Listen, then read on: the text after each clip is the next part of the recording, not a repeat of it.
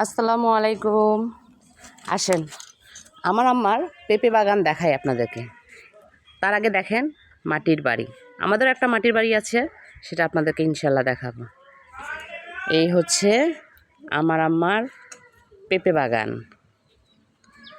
মাশাল্লাহ অনেক পেঁপে ধরছিল, আমরা আসার আগে আম্মা সব পেঁপে পাড়ে বিক্রি করে ফেলছে।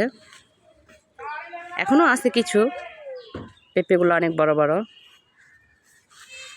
বাবা হাই দাও। এই দেখেন আমার 3টা বাবা, আরেকটা বাবা আছে সেটা ঘরের ভিতরে।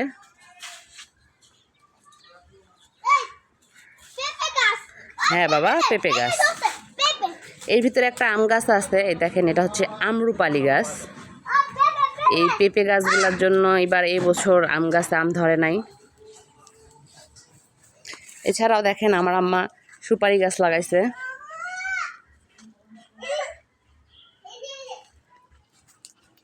পেঁপে গাছে কত ফুল ধরছে। এই পেঁপে গাছটাতে সম্ভবত পেঁপে ধরতো না, এজন্য ভাঙে ফেলছে।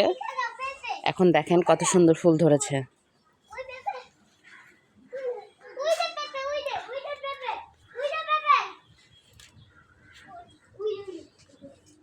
ওই যে আমার আম্মা যান হাই দাও।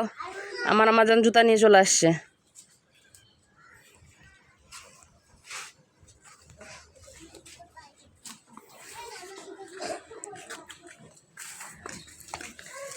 এটা হচ্ছে আমাদের বাড়ির রাস্তা।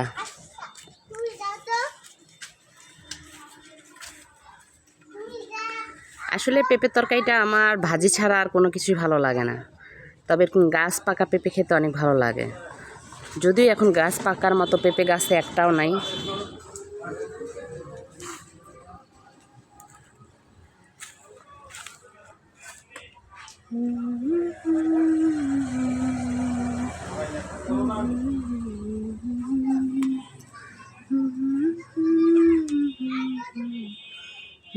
এটাকে কি গাছ বলে বলেন তো?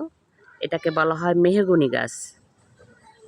অনেক ছোট থাকতে আমার আম্মা এই গাছটা লাগাইছিল, আজ পর্যন্ত গাছটা দেখে যাচ্ছি। অটো, আমাদের রাস্তাটা দিয়ে কন্টিনিউ অটো চলে।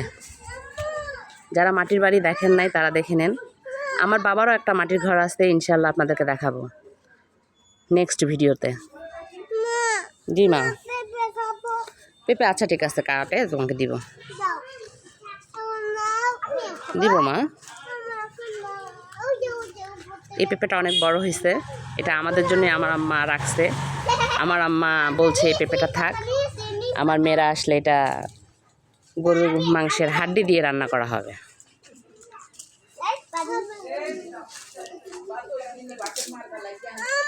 হ্যাঁ আপু করছে।